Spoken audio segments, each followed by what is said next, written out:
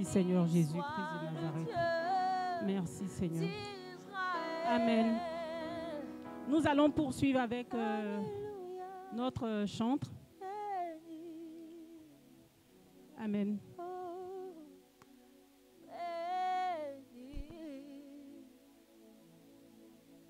Béni soit le Dieu d'Israël.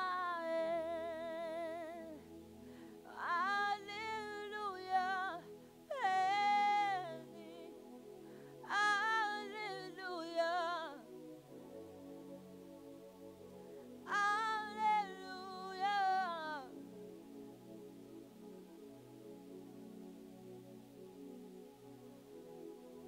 Oh, alléluia. Alléluia. Alléluia. Sois le Dieu. Alléluia. Alléluia. Alléluia. Alléluia. Sois le Dieu d'Israël. Il m'a tant aimé. Il m'a sauvé. Il m'a tant aimé. Il m'a sauvé. Alléluia. Il m'a tant aimé. Il m'a sauvé. Il m'a tant aimé. Il m'a sauvé. On l'a cloué sur la croix. Et tout cela pour me donner la vie. L'agneau de Dieu a été immolé. Oui, tout cela pour me donner la vie. Alléluia, il m'a tant aimé. Il m'a sauvé. Il m'a tant aimé. Il m'a sauvé. Alléluia, il m'a tant aimé. Il m'a sauvé. Il m'a tant aimé. Il m'a sauvé. On l'a cloué sur la croix. Oui, tout cela pour me donner la vie. L'agneau de Dieu a été immolé. Tout cela pour me donner la vie. Alléluia, il m'a tant aimé. Il m'a sauvé. Il m'a tant aimé. Il m'a. Alléluia, il m'a tant aimé.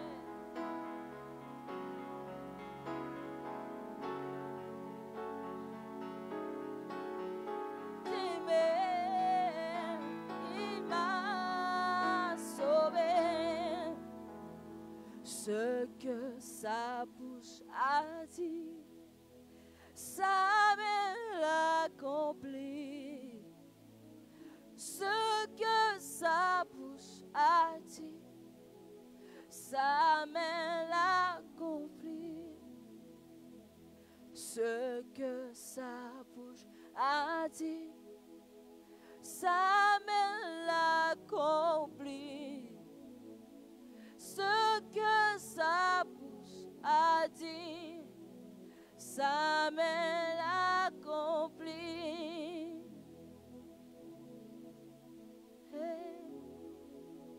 Ce que sa bouche a dit, sa main l'accomplit.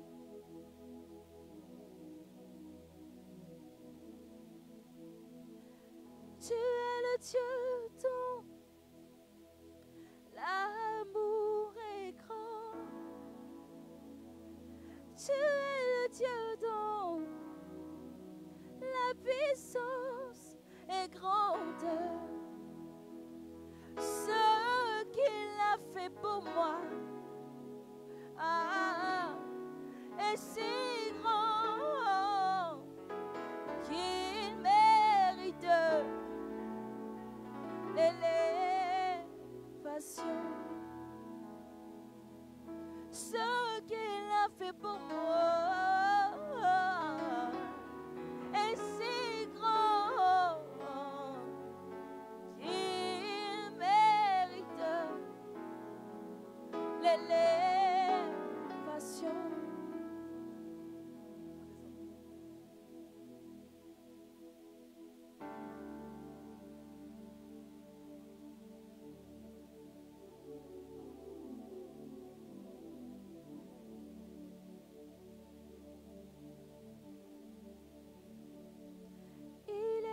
Dieu dont l'amour est grand, et il est le Dieu dont la puissance est grande. Ce que tu as fait pour moi, oh, est si grand, il mérite l'élévation. Ce que tu as fait pour moi est si grand qu'il mérite l'élévation. Ce que tu as fait pour moi est si grand qu'il mérite l'élévation.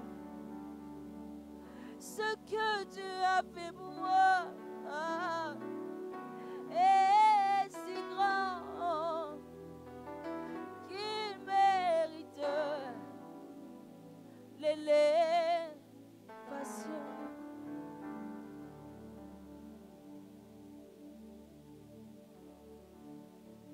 Dieu va faire encore.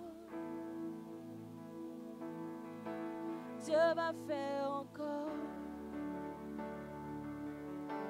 Dieu va faire encore. Dieu va faire encore. Il va nous bénir. Non. Il va nous bénir. Dieu va faire encore. Il va faire encore. Alléluia. Il guérit les maladies, ressuscite les morts. Il est puissant pour sauver, il ne change pas. Dieu va faire des miracles, des miracles. Dieu va faire encore. Alléluia. Il guérit les maladies, ressuscite les morts. Il est puissant pour sauver, il ne change pas. Dieu va faire des miracles, des miracles. Dieu va faire encore. Dieu va faire encore. Dieu va faire encore. Dieu va faire encore.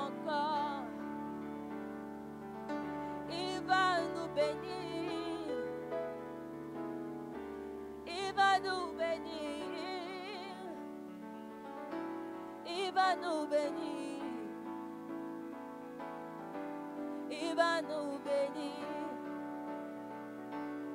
Et alléluia. Il guérit les maladies, ressuscite les morts. Il est puissant pour sauver, il ne change pas. Dieu va faire des miracles, Dieu va faire encore. Alléluia. Il guérit les maladies, ressuscite les morts. Il est puissant pour sauver, il ne change pas.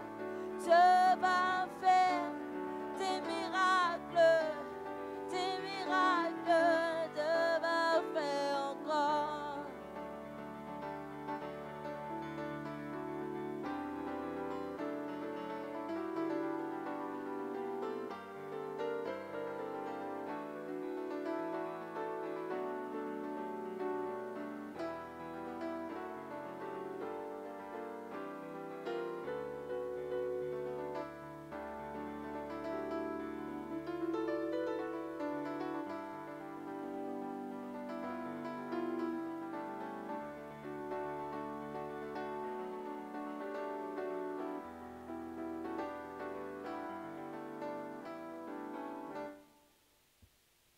Je veux me réjouir en le Dieu de mon salut, en Jésus mon roi.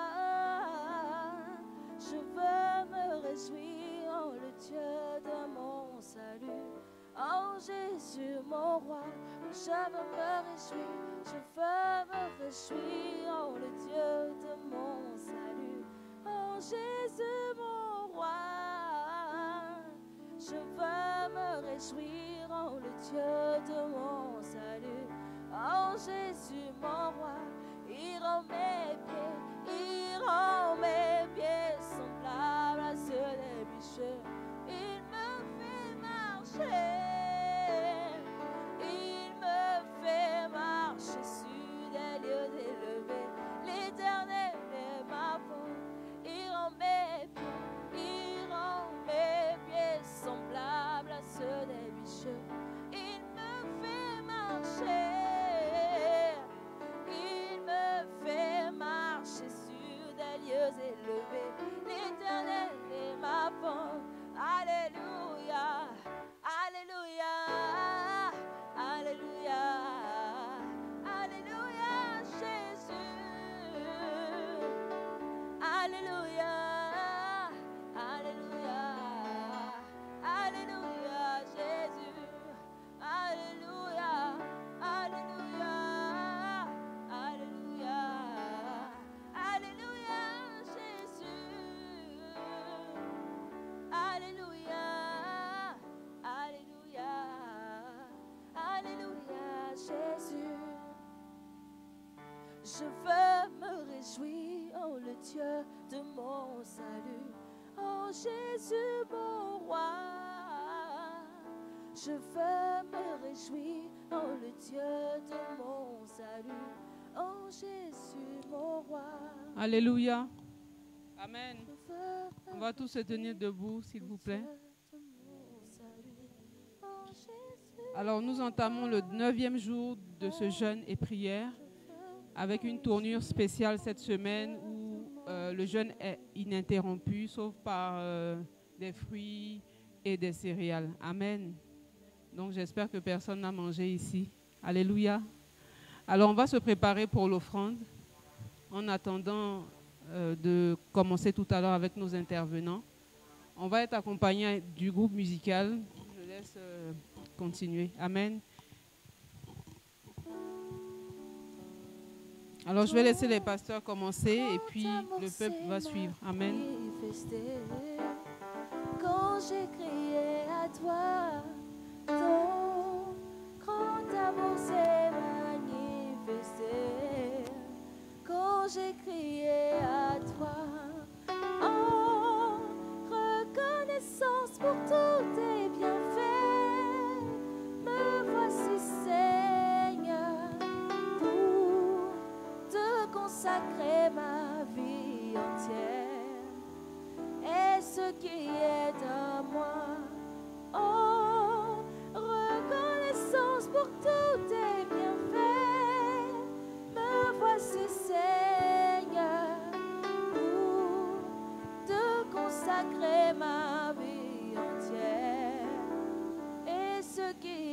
de moi. Ton grand amour s'est manifesté quand j'ai crié à toi. Amen. Les offrandes sont bénies au nom de Jésus. Amen. Amen. Alors, je voudrais que tu claques des doigts pour toutes ces connaissances qui nous est dispensées ces temps-ci. Amen. Alors, hier, nous avons commencé avec le thème les esprits de famille ou les anges régents de l'égrégore. Amen. Et nous avons été richement bénis par les enseignements. Nous avons compris comment cela fonctionnait. Moi, personnellement, je pensais que l'homme fort d'une famille, c'était vraiment celui qui était censé nous faire du mal. Mais en réalité, c'est celui qui maîtrise les 4 éléments comme on a vu. Amen. Et bien d'autres choses qui ont été dites. Alors, j'invite chacun d'entre nous, pendant ce temps de jeûne et prière, à aller réécouter tous ces enseignements qui sont donnés. Parce que ça nous permet, ça nous édifie non seulement, et ça nous permet vraiment de monter encore plus dans la spiritualité. Amen. On est plongé dans un moment vraiment de haute spiritualité parce que ce n'est pas des choses qui sont dites tous les jours, qu'on n'a pas l'habitude d'entendre.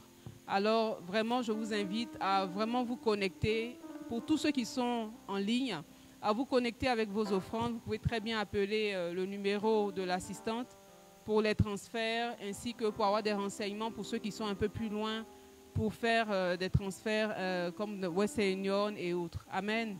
Parce qu'il faut vraiment se connecter à cette onction qui est relâchée ici en ces temps parce que ce n'est pas courant. On a des programmes qui ne sont pas réguliers. Alors, s'attacher, il faut vraiment se connecter pour recevoir au maximum. Amen. Alors, en attendant que nous commencions le séminaire de ce soir, je vais laisser le groupe musical nous entretenir avec des belles mélodies. Amen. Et je vous dis à tout à l'heure.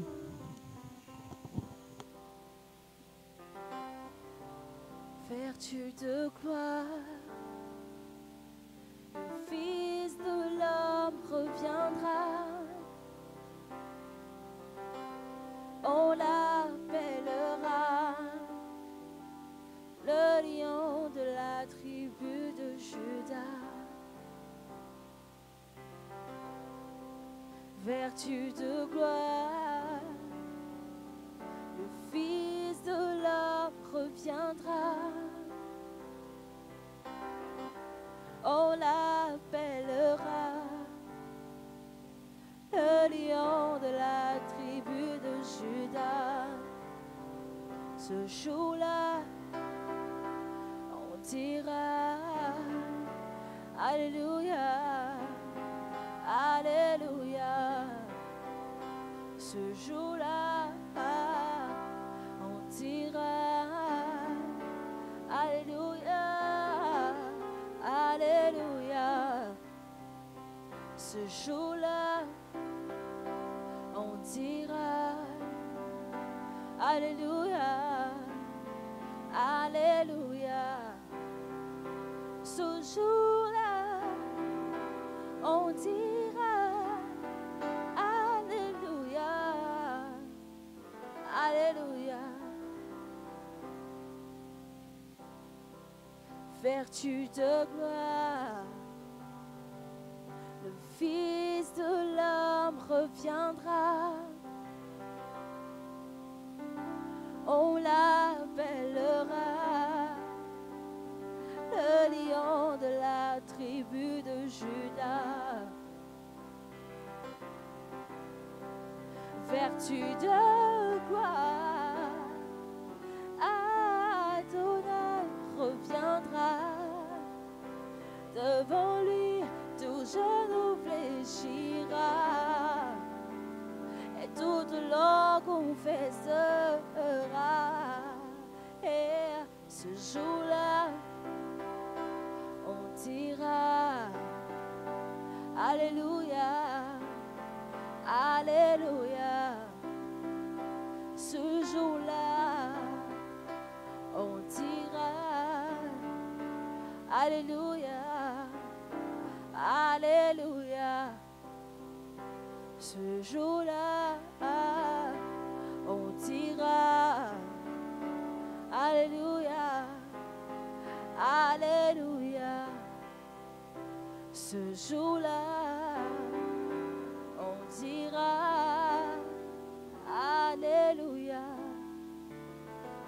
Alléluia.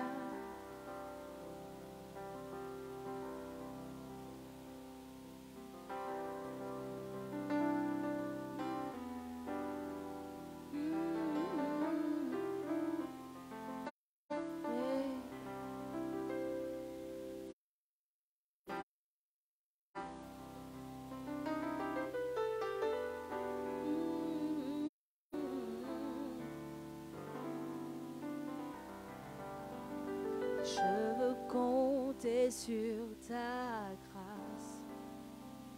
Je veux contempler tes œuvres, convaincre à mon âme que tu es El Shaddai.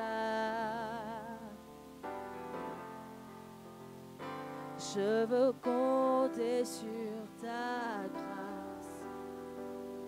Je veux contempler tes œuvres, convaincre à mon âme que tu es El Shaddai. Je sais que tu peux me guérir, rétablir mon cœur brisé, consoler mon âme, me donner de l'espoir. Je sais que tu peux me guérir, rétablir mon cœur brisé, consoler mon âme, me donner de l'espoir. Mes mains élevées vers ton trône, mes yeux sont fixés sur toi, là où mes forces ne peuvent, Seigneur, toi tu peux. Mes mains élevées vers ton trône, mes yeux sont fixés sur toi, là où mes forces ne peuvent, Seigneur, toi tu peux. Je veux compter sur ta grâce. Je veux contempler tes œuvres, convaincre à mon âme que tu es El Shaddai. Je veux compter sur ta grâce. Je veux contempler tes œuvres, convaincre à mon âme que tu es El Shaddai. Oui, je sais que tu peux me guérir, rétablir mon cœur brisé, consoler mon âme, me donner de l'espoir. Je sais que tu peux me guérir, rétablir mon cœur brisé, consoler mon âme, me donner de l'espoir. Mes mains élevées vers ton trône, mes yeux sont fixés sur toi, là où mes forces ne peuvent, Seigneur, toi tu peux. Mes mains élevées vers ton trône, mes yeux sont fixés sur toi, là où mes forces ne peuvent, Seigneur, toi tu peux.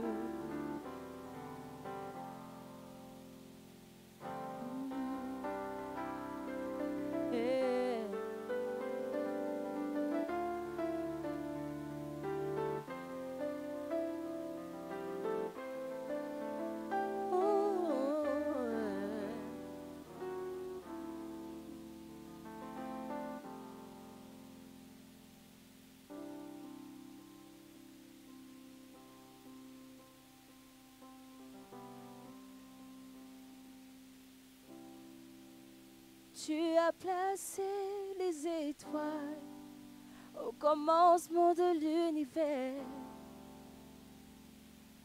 Alpha.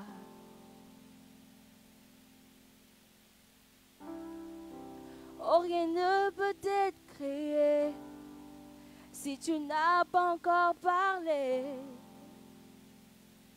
Alpha. Avant qu'Abraham ne fût tué. Oh, Alpha.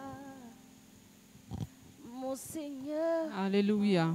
Tu sais Amen. comment Alléluia. Alors ce soir, on ne va pas tarder à commencer.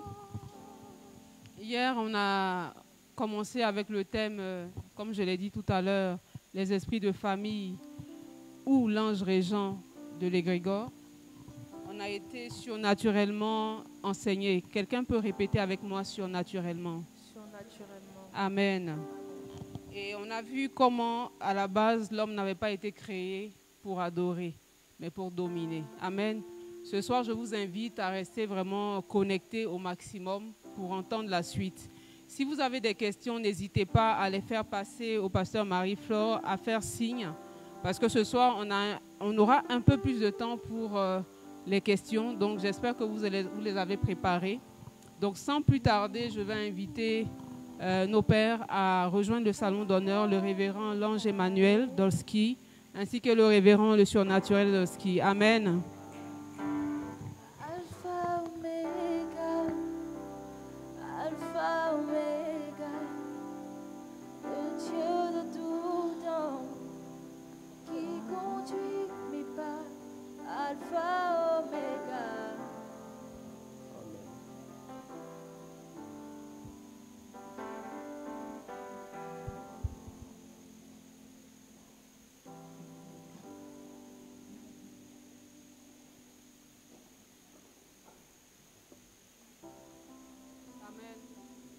Alléluia. Amen.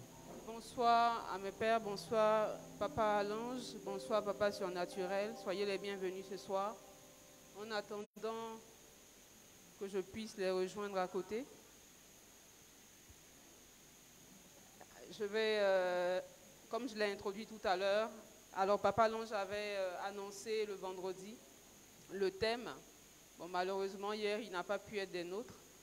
Donc ce soir, je vais faire un petit saut en arrière parce qu'on a entendu ces frères, nos révérends, qui ont vraiment décortiqué en long et en large ce terme. Mais j'aimerais vraiment entendre, parce que, comme je vous le dis, c'est un docteur. Donc j'aimerais entendre un peu ce qu'il a à nous dire par rapport à ce thème qu'il a annoncé. Les esprits de famille ou l'ange régent de l'égrégore. Alors je vais donner la parole à Papa l'ange en 5-10 minutes maximum, qui nous explique un peu qu'est-ce que c'est réellement, voilà, les esprits de famille ou l'ange régent. C'est vrai que le papa surnaturel a décortiqué pas mal, mais j'aimerais entendre sa version. Amen. Shalom.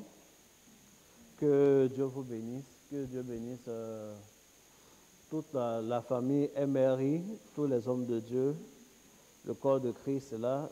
Je salue avec beaucoup de révérence mon père spirituel, le révérend père Dolski Jores Yoro. On va claquer des doigts. Amen. Je voudrais saluer avec beaucoup de chaleur également notre maman Péla Royale, dont c'est l'anniversaire aujourd'hui. C'est vrai qu'elle n'est pas à Abidjan, mais de là où elle est, je lui dis joyeux anniversaire. Elle nous manque beaucoup. Qu'elle fasse, elle va venir. Je veux dire joyeux anniversaire à ma fille également, qui est née 19. Elle s'appelle l'ange MK. Alors, MK, joyeux anniversaire. On va se montrer les choses sûrement tout à l'heure. Joyeux anniversaire. Hier, j'étais en mission au fin fond du nord, une partie du nord de la Côte d'Ivoire, mais mon cœur était avec vous et j'ai suivi avec beaucoup d'intérêt le développement de mes frères. C'est vrai que c'est moi qui ai annoncé le thème. Après, je me suis dit, Dieu sait tellement fait les choses que je n'ai pas été présent parce que je n'aurais pas dit mieux. Je n'aurais vraiment pas dit mieux. Quelle est ma version? Je n'ai pas de version. La seule version véritable, ce qui est vrai, c'est ce qu'ils ont déjà dit. Peut-être qu'il y a des points que certaines personnes n'ont pas compris.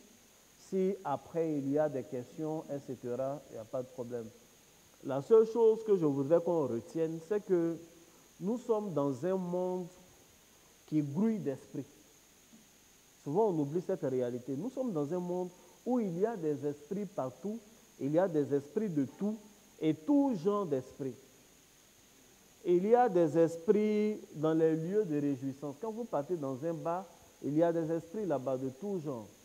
Lorsque vous partez, comment on appelle, dans un hôtel, peu importe, un hôtel, les vrais hôtels où on fait des conférences et autres, il y a des esprits dans les chambres de passe, il y a des esprits dans les bélodromes, les cabarets où on boit la boisson, l'alcool artisanal et autres. Et il y a des esprits partout. Il y a des esprits qui sont des esprits territoriaux que nous avons trouvés sur terre, que nous allons laisser sur terre, à moins que la terre passe. Et il y a aussi des esprits qui sont liés à des individus, aux hommes. Et comme parmi des hommes, il y a des chefs de famille, il y a, sur le plan spirituel comme physique, il y a bien évidemment des esprits de famille. Il y a des esprits de famille, il y a des démons qui sont des esprits de famille. Il y a également des anges et l'Esprit de Dieu de qui découlent tous les autres anges d'ailleurs qui sont des esprits de famille. Et c'est ce que mes frères ont démontré avec beaucoup de brio hier. Si quelqu'un n'était pas connecté, je vous invite après aujourd'hui à repartir sur la séance d'hier. Vous allez apprendre beaucoup de choses. Merci beaucoup, Papa Lange. Amen. Alors, en quelques minutes, je vais donner la parole à Papa Surnaturel. Alors moi, je voudrais savoir, au regard de tout ce qui a été dit, parmi les 4 éléments, est-ce qu'il y en a un qui est supérieur aux autres? Parce que je me posais la question et... Bonsoir à tous. Bonsoir à tous nos internautes. Que la faveur de Dieu soit sur votre vie. Alors, pour répondre à la question, est-ce que parmi les éléments, il y en a un qui soit supérieur à l'autre? Je dirais tout simplement non. Non. Les éléments se valent, mais plutôt, ce qu'on va plutôt dire, c'est que chacun a son rôle à jouer. C'est comme si on posait la question, est-ce que toutes les églises, la Bible déclare que chaque famille est membre du corps de Christ. Est-ce que dans le corps de Christ, il y a une dénomination qui est supérieure à l'autre? Non. La Bible dit, certes, ce que le pied peut faire, la tête ne peut pas le faire. Ce que les yeux peuvent faire, les mains ne peuvent pas. Mais chaque activité de chaque membre concourt à la vie du corps. Donc, les éléments, les 4 éléments, aucun élément n'est au-dessus de l'autre. Chacun a, n'est-ce pas, ses caractéristiques. Chacun a ses activités et tous ces éléments-là se joignent. Voilà. Donc, c'est un peu ça. Merci, Papa. Alors, je ne sais pas, Papa Lange, est-ce que...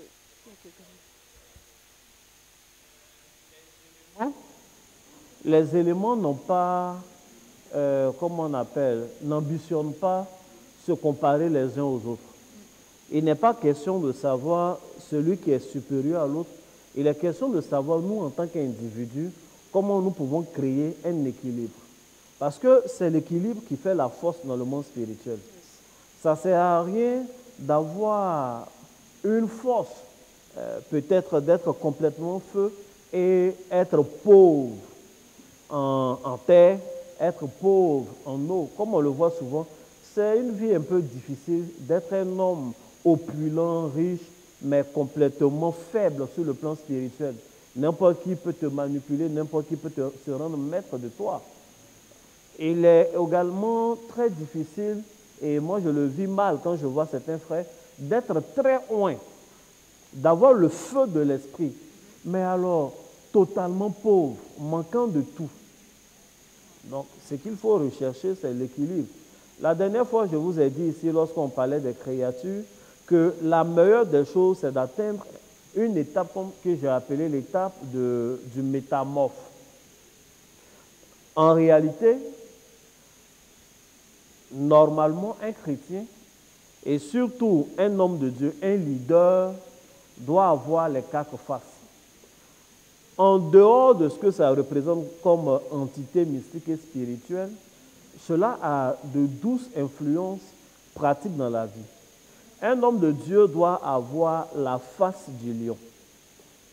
Un homme de Dieu doit avoir, et aux faces correspondent des choses. Un homme de Dieu doit avoir la face de l'homme. Un homme de Dieu doit avoir la face de l'aigle en plein vol. Et un homme de Dieu doit avoir la face du bœuf. Tout ça va faire que l'homme est équilibré. Il est comme assis sur un trône qui a 4 pieds. Un homme de Dieu doit être rigoureux et puissant. Ça, c'est le lion. Un homme de Dieu doit avoir une vision au-dessus de la mêlée. C'est l'aigle. Un homme de Dieu doit être innovateur. La face de l'homme. L'homme crée. Aujourd'hui, c'est l'une des faces qui manque à certaines personnes, à certaines communautés, et ces communautés sont restées comme dans le passé. Et il y a des gens aujourd'hui qui nous méprisent, nous autres, qui vous méprisent, vous qui me posez des questions. Bon, vous, on ne va pas trop vous mépriser parce que vous avez un cahier et un téléphone. Qui nous méprisent parce que nous lisons souvent la Bible dans nos téléphones, dans une tablette, sous prétexte que ce n'est pas biblique. La meilleure des choses, c'est d'avoir une Bible en papier. J'étais d'accord avec eux, mais quand j'ai vraiment observé de près, j'ai vu qu'ils n'avaient qu'une Bible en papier. En fait, je cherchais dans leurs mains les pierres sur lesquelles Dieu avait gravé la parole, parce que c'est ça qui est à l'origine. Je me suis dit, à défaut de voir les pierres dans leurs mains, j'allais voir quand même les rouleaux de parchemin. Maintenant, j'ai vu des Bibles avec une fermeture. Ça aussi, c'est moderne, sauf que ça appartient à un certain temps. Nous avons la face de l'homme. Nous innovons. Aujourd'hui, on peut faire nos cultes en direct, ce n'est pas un problème. On fait, ça, c'est un culte. On fait un culte sous forme d'émission. Les gens apprennent. Une femme pose des questions, souvent c'est un homme, etc. Ça, c'est la face de l'homme qui est en train de se manifester. À côté de ça, je pense que j'ai dit les autres, la face du bœuf, c'est l'humilité. On a beau être puissant, le bœuf est très puissant. Mais quand vous voyez le buvier, c'est un tout petit garçon avec juste un morceau de bois qui impose la direction au bœuf. Passe ici, va manger là. Et puis le bœuf obéit, il est conscient de sa force. Il a la force du bœuf, mais il se laisse faire, il se laisse conduire pour l'harmonie des choses. Donc, bref, dans le monde spirituel, lorsque nous cherchons à monter, ce sur quoi nous devons insister, c'est la recherche de l'équilibre. C'est tout. Merci beaucoup, Papa Lange. Alors, pour rebondir un peu sur ce que vous êtes en train de dire, comment concrètement on peut aligner les 4 éléments? Comment on arrive à faire ça, ce travail-là? Comment ça se passe? Comment on peut aligner les 4 éléments? Bon, moi je ne sais pas pourquoi même chercher à aligner les 4 éléments. Je pense qu'il faut être conscient que nous sommes déjà biologiquement constitués des 4 éléments. Nous sommes aussi originellement constitués des 4 éléments. Hier, le révérend surnaturel a lu les différents versets dans le livre de Genèse 1, puis chapitre 2 également, pour qu'on comprenne très bien. Je ne vais pas revenir dessus. Donc, originellement, nous sommes constitués des 4 éléments. Sur le plan biologique, là, c'est plus facile encore à démontrer. Nous sommes constitués des 4 éléments. Donc, nous devons faire de telle sorte que ces éléments-là nous connaissent sur le plan spirituel. Parce que Dieu peut te connaître sans que l'autre te connaisse. Il y a eu une catastrophe. La catastrophe, c'est qu'une jeune dame a écouté la voix du serpent et a enfreint l'interdit que Dieu avait positionné. Elle a invité son homme à faire la même chose et l'homme étant galant, ce qui nous reste jusqu'à aujourd'hui d'ailleurs, les hommes écoutent beaucoup les femmes. L'homme a écouté la femme et les deux ont été dépourvus de toute leur puissance. La chaîne alimentaire, l'échelle spirituelle a été renversée. Un autre intervenant, le diable, est venu et a arraché ce que l'homme était. Amen. Amen. Je voudrais ouvrir une parenthèse. Dieu a créé l'homme pour dominer. Voici la raison pour laquelle Dieu a créé l'homme. Cependant, c'est vraiment une parenthèse pastorale. Cependant, lorsque nous lisons, Dieu cite exactement les choses sur lesquelles l'homme doit dominer. Les poissons, les oiseaux, etc. Peu importe. Mais dans toute la liste qui est dressée, il n'y a pas encore l'homme. Amen. Donc nous n'avons pas été créés pour dominer d'autres hommes. Nous n'avons pas été créés pour tyranniser les autres êtres humains. Non. Yes, Donc quand nous sommes à l'église, souvent on prêche sur la domination. Dans les départements, il y en a qui veulent dominer les autres.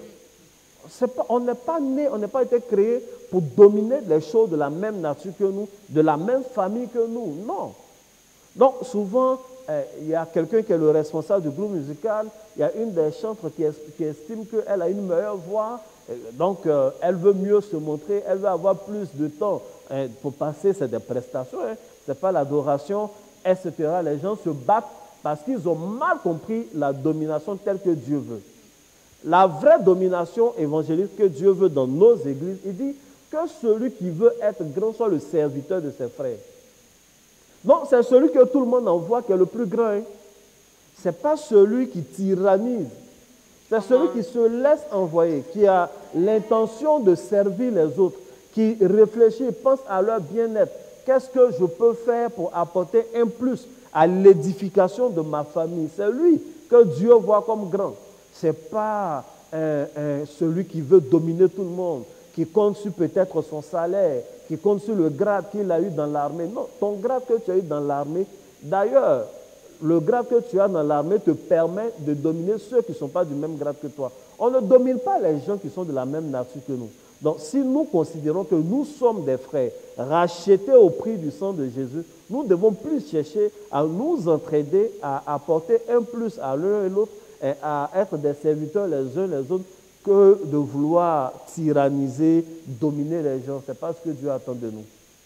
Je peux fermer ma parenthèse pastorale. Je la ferme. Alors, l'homme étant constitué de ces éléments-là, et maintenant que nous savons qu'en réalité, derrière chacun de ces éléments se trouvent des entités, nous devons être en accord avec eux. Nous devons faire de telle sorte que ces éléments-là nous connaissent. Et il y a plusieurs étapes, mais la clé commence toujours par une initiation. La clé commence toujours par une initiation. Si nous venons au monde de façon biologique par des parents bien-aimés, nous venons aussi dans le monde spirituel, dans la vie de l'esprit, par des parents. Amen. Non, il faut un père spirituel. Le père spirituel, ce n'est pas le père dans la foi, ce n'est pas celui qui t'a envoyé à l'évangile, mais c'est celui qui te donne des vérités. C'est celui que tu as retrouvé parce qu'en réalité, tu le connaissais avant. Quelqu'un peut t'envoyer dans le Seigneur, après tu seras son père spirituel. Amen. Oui, ça existe. Bien sûr que ça existe. Parce que Jésus, chronologiquement, est né longtemps après Moïse. Il est né longtemps après Abraham. Est-ce que Abraham et Moïse sont les pères de Jésus? Non. Même étant dans la chair, il dit avant qu'Abraham ne soit, je suis. Il leur dit, Abraham, votre père Abraham, là, ce n'est pas mon père spirituel. Au contraire, c'est moi qui suis son père. C'est à moi qu'il paye la dîme. La première fois que Jésus est venu sur terre, il était venu pour prendre la dîme. Come on. Oui. Il savait très bien, Adam avait péché et le diable faisait tout ce qu'il faisait depuis des années. Et les gens adoraient des idoles. Même dans Genèse chapitre 6, les fils de Dieu, les anges, ont commencé à avoir des relations avec, comment on appelle, les filles des géants sont nés. Jésus était assis au ciel, il voyait. Il ne venait pas.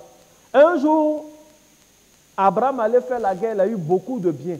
La Bible dit subitement, un homme est venu, et c'était Melchisédek, roi de Salem.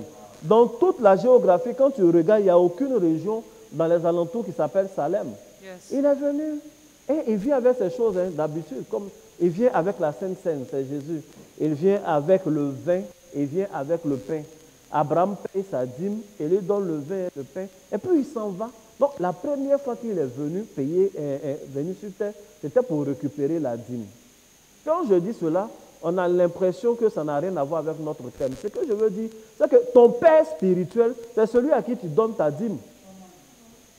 Ton père spirituel est celui à qui tu donnes ta dîme, celui qui bouffe ta dîme. Amen. Peu importe comment c'est organisé, mais ton père spirituel, il faut que ta dîme lui parvienne. Il y a des gens qui ont des pères ailleurs, mais leur dîme va ailleurs. Il y a des gens qui mangent chez McDonald's, mais payent la facture chez KFC. C'est une anomalie. C'est pas normal. C'est une anomalie.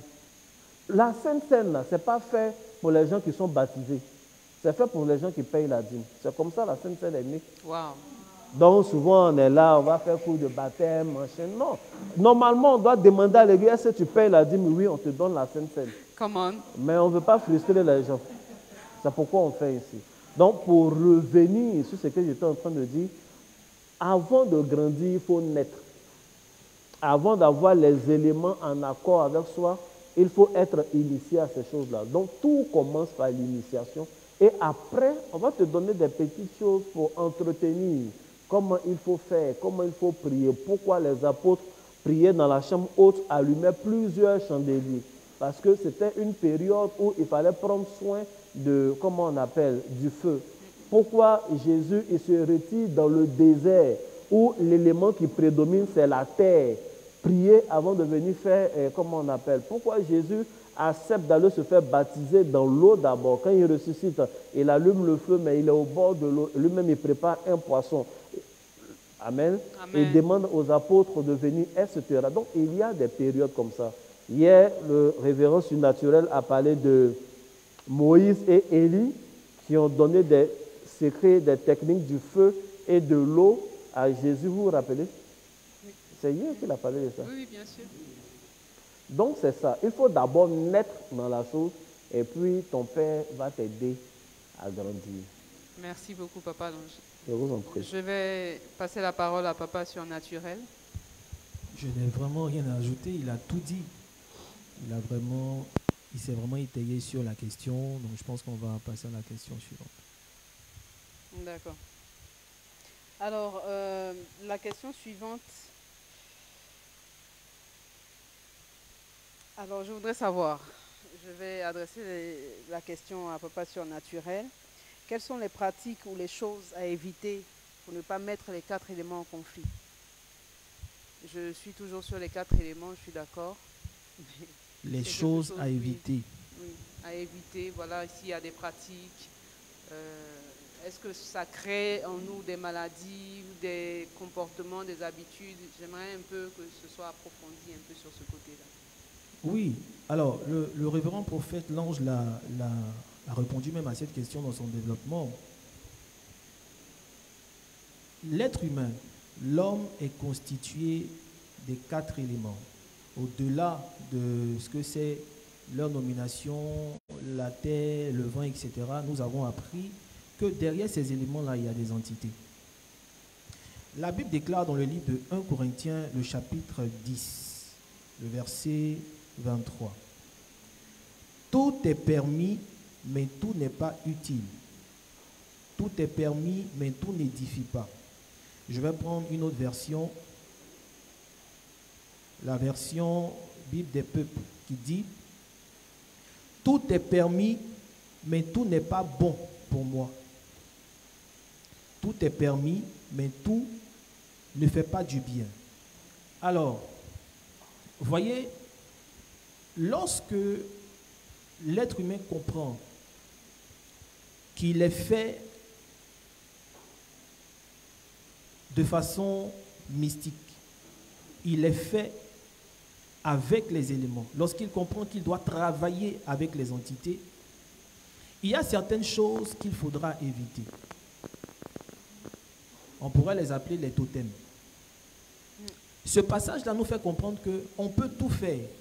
On peut faire ce qu'on a envie de faire.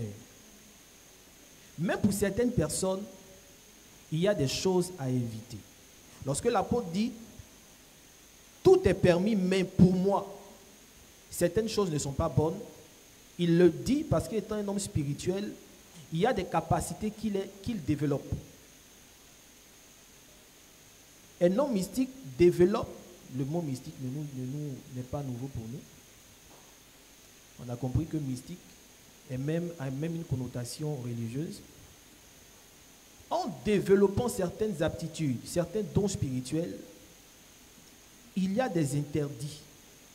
Il y a des choses qu'il ne faudrait pas faire, qu'il ne faudrait pas toucher. Mais comme je vous l'ai dit hier, il n'y a pas une liste exhaustive.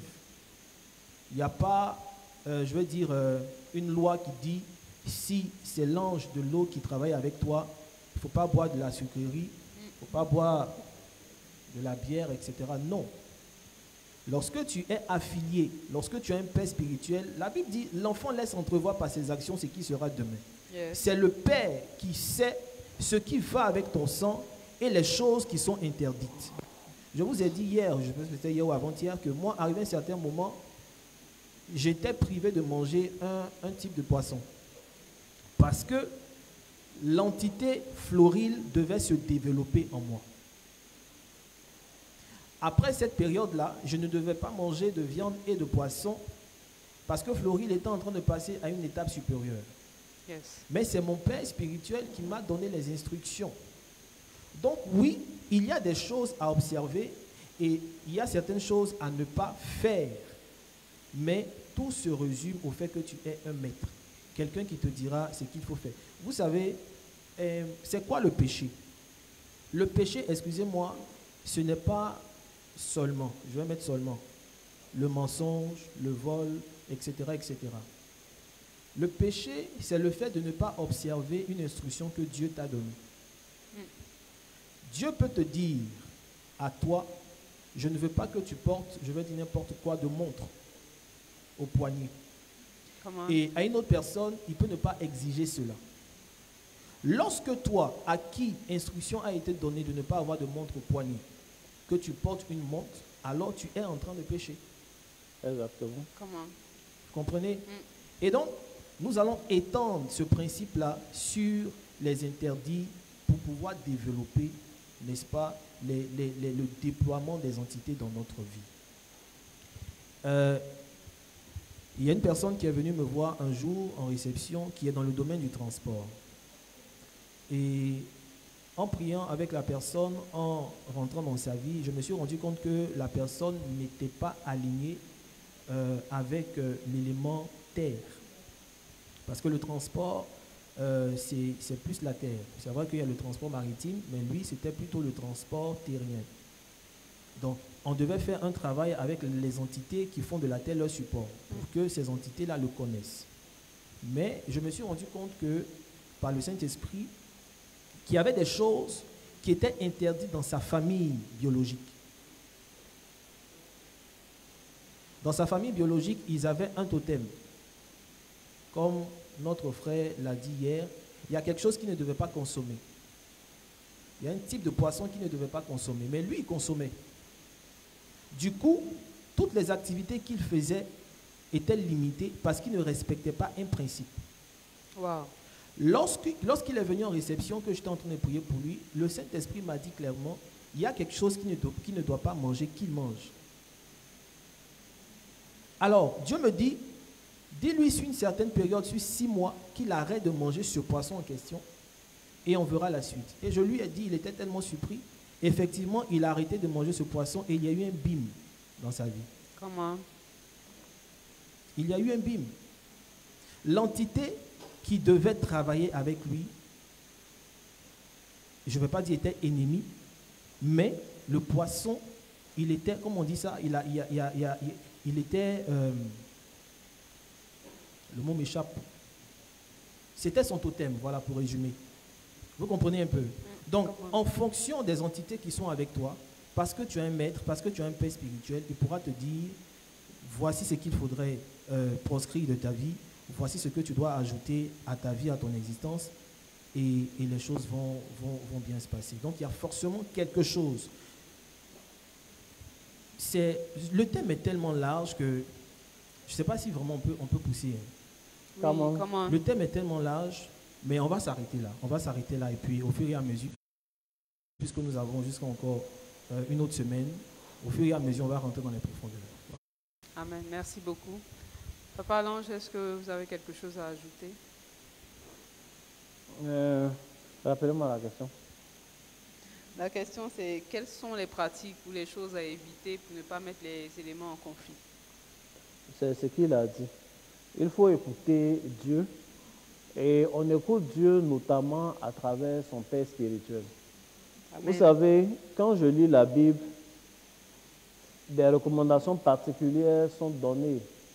La Bible dit de nous revêtir des âmes spirituelles. Dieu aime ça. Et il parle de, comment on appelle, des chaussures que donne le zèle de l'évangile. N'est-ce pas? La Bible dit également que Jésus était trop puissant et trop saint pour matérialiser cela. Jean-Baptiste dit qu'il n'est même pas digne de dénouer la courroie de ses sandales, de ses chaussures. Ça veut dire que Jésus, dans toute sa sainteté, il portait des chaussures. Vous vous rendez compte que quand Dieu se révèle, par contre, à Moïse, il lui dit d'enlever ses chaussures parce que l'endroit là est saint. Ôte tes souliers, ôte tes sandales parce que le lieu où tu te tiens est saint. Le même Dieu qui, comment on appelle, demande qu'on enlève les chaussures parce qu'on est dans un endroit saint, quand lui-même il vient, de telle sorte qu'à lui habite corporellement toute la plénitude de la divinité, il porte quand même des chaussures, en étant toujours saint. Donc vous voyez, tout dépend des saisons, tout dépend des périodes et dépend de l'instruction. Hier, le dimanche, pendant le service de la prédication, j'ai vu des anges autour de moi qui étaient en blouse blanche. Il y avait le logo comme le logo de l'hôpital, la croix. Mais j'ai remarqué que c'était violet. Comment? Alors que habituellement, les organismes à l'hôpital, on connaît bien le logo, la croix, c'est rouge. C'est une croix rouge. Une croix violette, bon, peut-être que ça existe dans une organisation particulière, mais moi, c'est ce dimanche-là que j'ai vu. Et j'ai compris que les anges même sont soumis aux décrets prophétiques qui sont donnés dans un endroit. Un endroit. Donc, c'est ça. Dernier point pour terminer sur ce point-là. Vous savez, il y a ce qu'on appelle les allergies. Les allergies. Il y a des gens qui sont allergiques aux graines de cacahuètes, aux arachides. S'ils mangent, il va avoir des problèmes. Il y a des gens qui sont allergiques aux fruits de mer. S'ils mangent des fruits de mer, il va avoir des problèmes.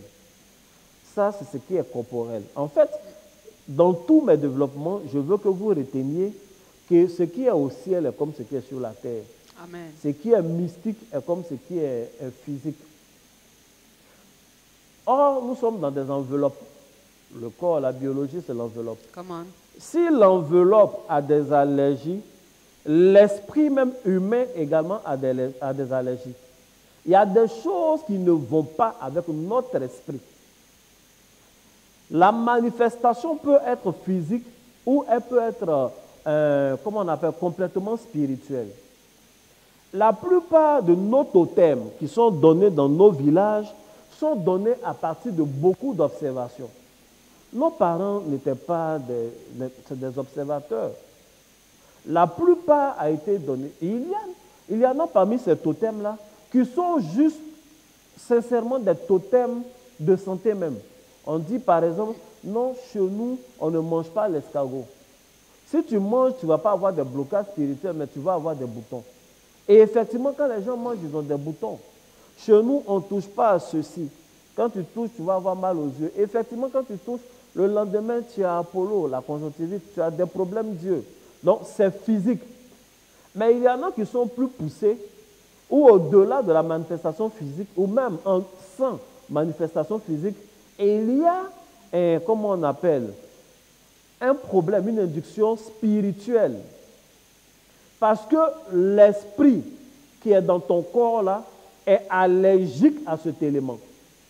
Donc, si ton esprit ne correspond pas à la papaye que tu manges, la papaye tout le temps, ne correspond pas aux cellules, que tu manges les cellules, tu ne vas pas mourir. Le jour où tu meurs, tu iras au ciel. Mais bien aimé, ne te dis pas, moi je mange et puis il n'y a rien. Il n'y a pas rien, il y a quelque chose. Il y a des blocages pour lesquels tu as jeûné, tu as fait des offrandes, tu ne sais même pas d'où ça vient. Tu as besoin d'un homme spécial, d'un homme spirituel pour te dire, il faut observer cela pendant un moment. Comment? Maintenant, l'autre point de ce totem, de ces choses-là, c'est lié aux adorations. Chez nous, on ne mange pas ceci parce que c'est ce que les parents adorent. Ça n'a rien à voir avec un blocage quelconque. Continuer dans un tel interdit serait implicitement se mettre sous la même adoration. Mais ce n'est pas des choses qu'on enfreint comme ça. Bon, écoute, je ne suis plus concerné par ça. Non. Tu ne peux pas te dire, par exemple, après avoir signé un contrat de bail, tu ne peux pas te dire, moi-même, ce type-là, il m'énerve, je ne suis plus concerné par ce contrat. Non, tu es concerné. Tu es concerné. Yes. On peut t'expulser. Depuis tout ce temps où tu profites de ce bien, tu dois. Ce n'est pas parce que tu te dis que ça ne te concerne pas, que ça ne te concerne pas. Il y a des gens, ce n'est pas la foi. Ils se disent des choses. Bon, écoute, je suis dans le Seigneur, toutes choses sont devenues nouvelles. Or, tu sais qu'il y a des anciennes choses avant que tu ne viennes dans le Seigneur qui étaient là. Tu es venu dans le Seigneur, ça y est là, tout n'est pas encore devenu nouvelle. C'est un processus. Amen. Donc, il y a des choses pour lesquelles des contrats doivent être rompus. Et tout ça là, tu as besoin d'être conduit. Tu as besoin de connaissances et tu as besoin d'être conduit. Amen. Pourquoi tu dois le faire ainsi?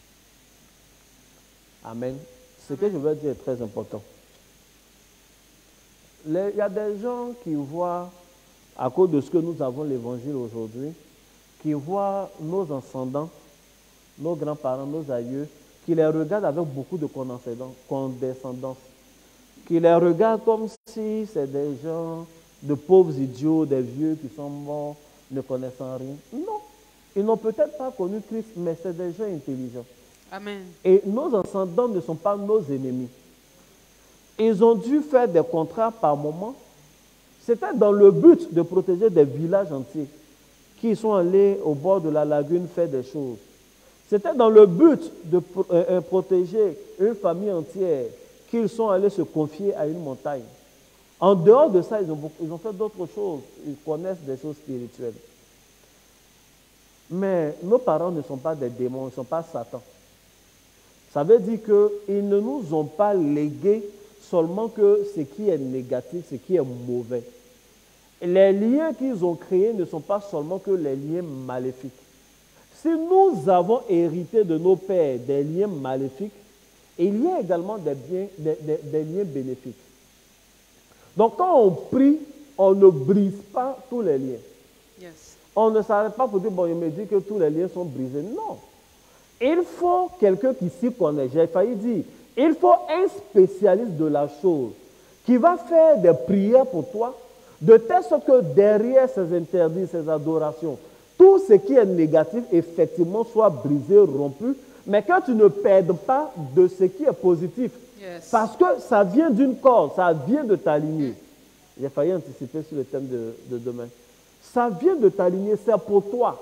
C'est quelque chose qui vient de Dieu, mais qui est passé par tous tes ascendants. Si au moment où ça vient, Satan a glissé ces choses, il faut faire le tri. On ne verse pas tout le vent de riz parce qu'on a trouvé 2 ou 3 grains de caillou. Non, on fait un tri. On enlève ce qui est mauvais et on consomme ce qui est bon. Le témoignage que je rends bien souvent, c'est le témoignage de ma fille, qui est votre soeur que vous connaissez ici, Valérie Tano. Je l'ai connue, elle était dans une situation qui avait besoin de prière. Je lui ai dit, si on prie pour briser tous tes liens, après on va prier pendant trop longtemps encore pour chercher de nouvelles bénédictions. Donc il faut te calmer, on va faire des choses avec méthode, avec des choses mystiques, spirituellement. Ça peut prendre un bout de temps, ne me mets pas la pression, laisse-moi travailler. Donc souvent même elle se dit que je l'ai oublié. De temps en temps, elle est là, elle reçoit un message des psaumes pris comme ça. L'une des dernières phases, j'ai dû me rendre physiquement dans son village. Je suis allé au bord de l'eau, qui fait qu'elle porte le nom même qu'elle porte. J'ai fait des choses. Oui, on se promène. Hein. J'ai prié, des entités sont venues, on a parlé. J'ai fini de faire les choses. On a fait un tri. Et puis après, elle a fait une rencontre d'un homme. Elle s'est mariée ici à l'église.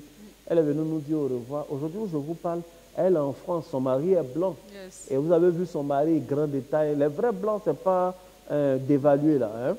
Des yeux verts. Bien.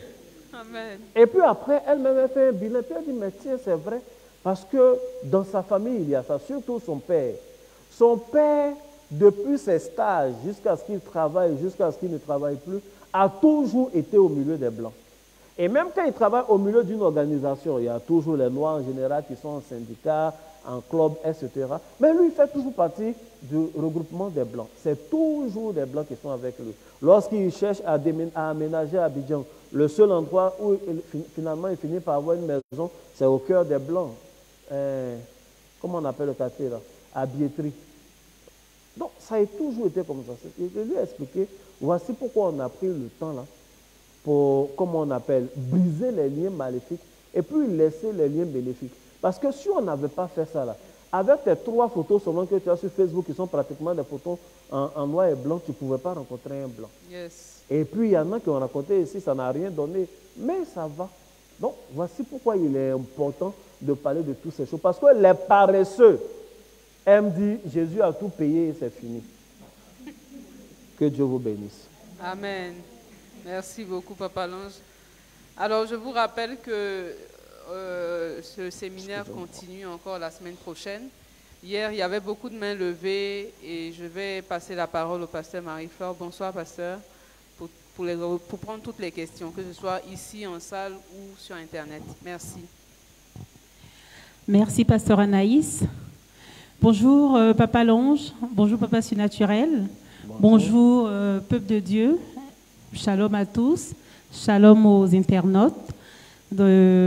Merci pour votre fidélité. Merci de rester fidèle à notre émission. Cette émission-là qui nous permet vraiment d'accroître nos connaissances spirituelles. Oui, nous avons des questions. On va commencer ici, en salle. Je vais céder le micro au pasteur Vivien, qui nous posera la première.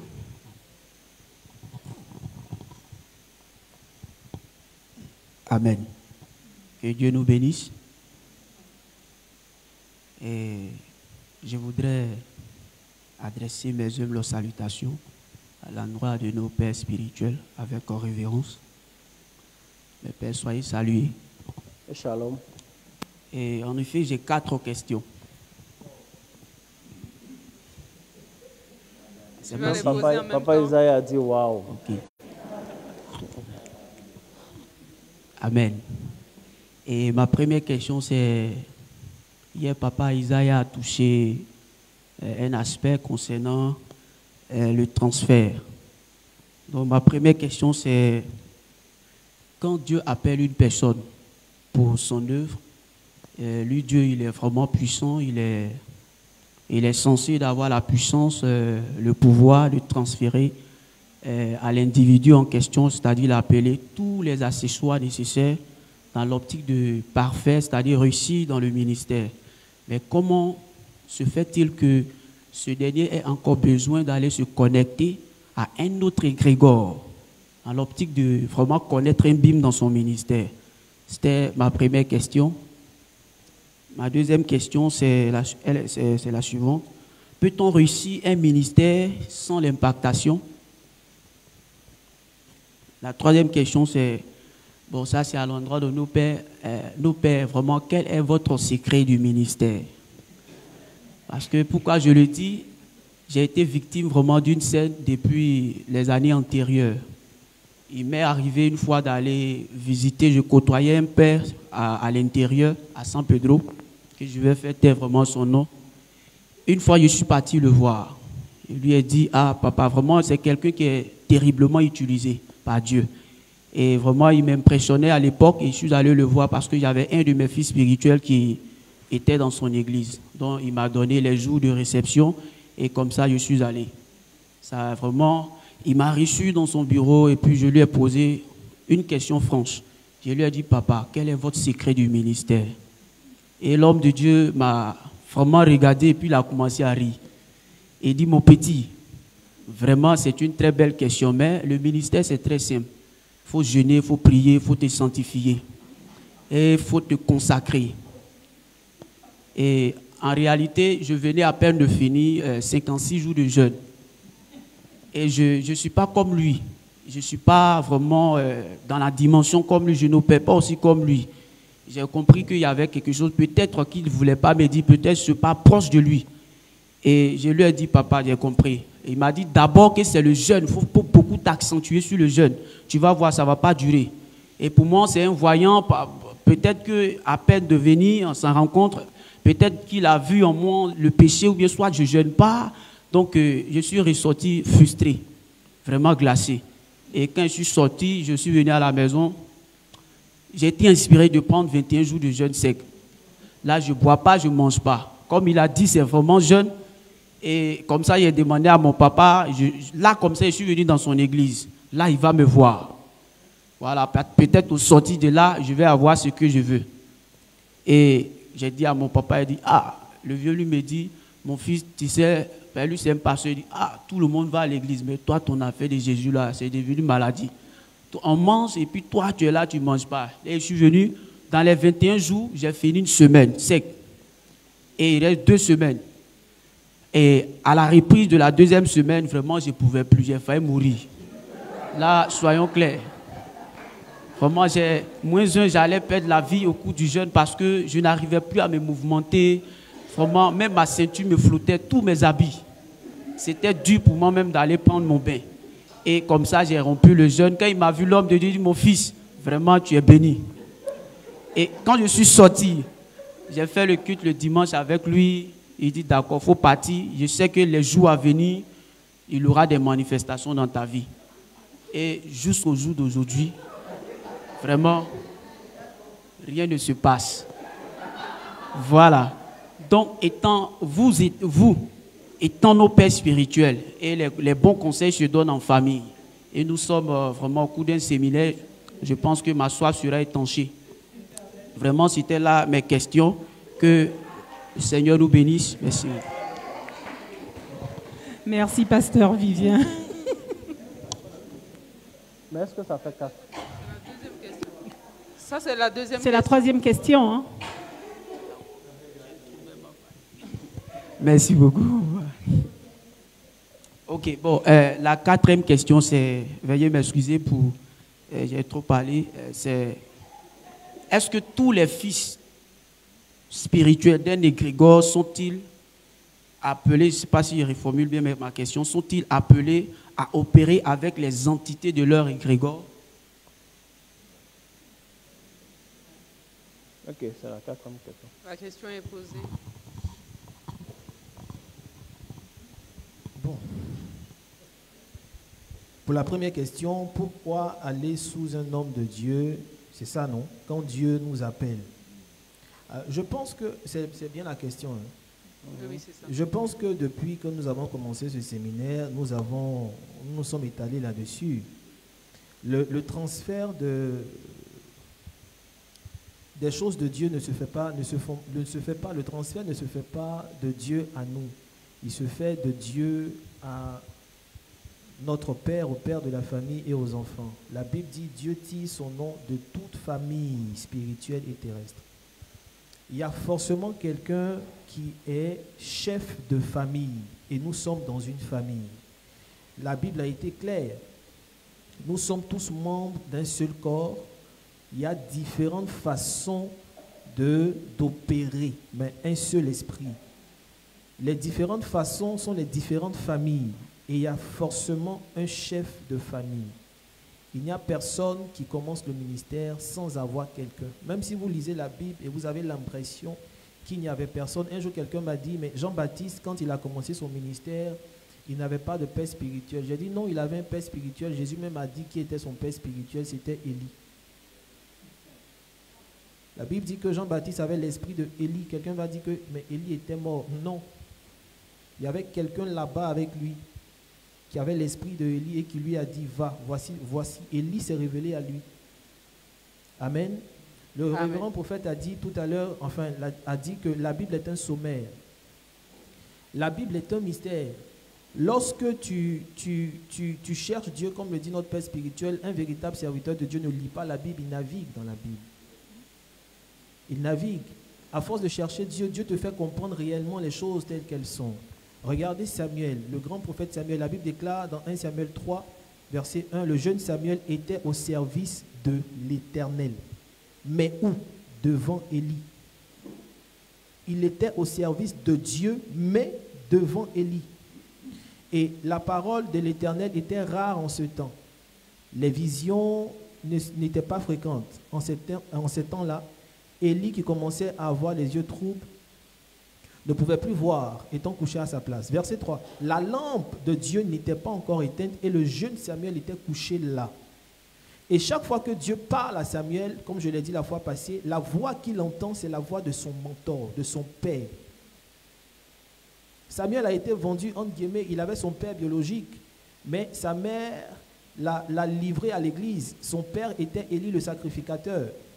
Donc, lorsque Dieu t'appelle, oui, tu as ta révélation propre, etc., etc., mais tu seras conduit forcément, parce que Dieu veut que tu réussisses, tu seras conduit vers quelqu'un qui va te former.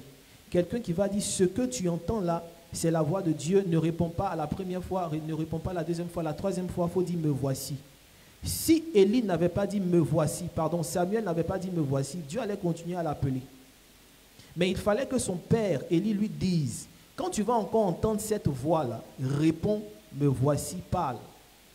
S'il n'avait pas ce secret-là, Dieu allait continuer à l'appeler, à l'appeler, à l'appeler. Et beaucoup de personnes reçoivent ce tic-là de Dieu, mais parce qu'ils n'ont pas de mentor, ils n'ont pas de père, ils ne savent pas comment s'y prendre. Forcément, moi je réponds à la question 1 pour dire, lorsque tu as l'appel de Dieu, tu dois forcément avoir un père spirituel. Donc ce n'est pas de dire, Seigneur, équipe-moi, équipe-moi, équipe-moi. Et puis je vais te dire, quand tu dis par exemple, tu as fait tes jeûnes, etc., rien ne s'est passé, quelque chose s'est passé parce qu'aujourd'hui, tu découvres ta famille. Yes. Les moments de jeûne que tu as passé à faire, les choses que tu as fait, c'est tout ça le chemin, c'est tout ça le cheminement. Dieu t'a mis dans ces conditions-là pour que tu puisses rencontrer ta famille, ton égrégore aujourd'hui. Donc, ce n'est pas gratuit, ce n'est pas parce qu'il n'y a pas une manifestation d'onction où on n'a pas vu des entités sur le champ qu'on aura l'impression que tout ce qu'on a fait comme effort est vain. Rien n'est vain. Hier, je vous ai dit que Daniel a jeûné à fruits. Il avait besoin d'une réponse et c'est 21 jours après, quand il était au bord d'un fleuve, que l'ange lui est apparu. Je vous ai dit qu'il devait activer l'entité simplement en se mettant devant l'eau. La Bible dit qu'il y avait des gens qui étaient autour de lui. Parmi ces gens-là, chaque fois que vous lisez la parole de Dieu, les grands, ils avaient toujours des anciens qui étaient là. Daniel était avec des anciens. C'est ceux-là qui lui ont dit, allons-y au bord de l'eau, quelque chose va se passer là-bas. Donc pour répondre à la question 1, lorsque tu as l'appel de Dieu, même dans tes prières, c'est mieux même de dire, Seigneur, guide-moi dans la famille que tu aimerais, dans la famille dans laquelle tu aimerais que j'aille. Quel est mon père pour que facilement je puisse, n'est-ce pas, avoir des raccourcis, parce que je vous ai dit, les raccourcis sont possibles en Jésus lorsqu'on a un père qui nous empêche, qui nous prive de parcourir un long chemin, parce que lui il a déjà parcouru, il nous donne des secrets. Donc, pour cette première question-là, voilà un peu la réponse. D'accord. De continuer. Bon, vas-y avec la première question. Après, Bon, la première question, on avait déjà répondu. Et puis, le révérend vient de répondre encore. Pourquoi, quand on reçoit l'appel, etc., on est dans le Seigneur, Dieu lui-même qui nous appelle, là, il ne nous équipe pas. Mais pourquoi on dit l'œuvre de Dieu, lui-même c'est son œuvre, il ne descend pas pour faire. Et nous utilisons les hommes pour faire. C'est la même chose. Amen. La deuxième raison, c'est que Jésus était là, il parlait aux gens, Matthieu 7,7. Il dit demandez et quoi? L'on vous donnera. Est-ce qu'il a dit demandez et je vous donnerai? Ou le ciel va vous donner? Demandez, là on est en train de parler de dons spirituels. Demandez et l'on vous donnera. Ce qu'on donne, c'est ça qui est un don. Donc on peut prendre des moments de jeûne, on prie, on demande des dons à Dieu, mais c'est l'on qui va nous donner. Et l'on, c'est l'être humain. C'est un homme que Dieu va choisir pour venir te donner un don spirituel, pour venir te donner des enseignements. On a dit ici que quand Paul a vu Jésus lui parler dans la vision, la première conséquence, il est devenu aveugle. Il était obligé d'aller auprès de Ananias. Ananias a prié pour lui, il a vu clair.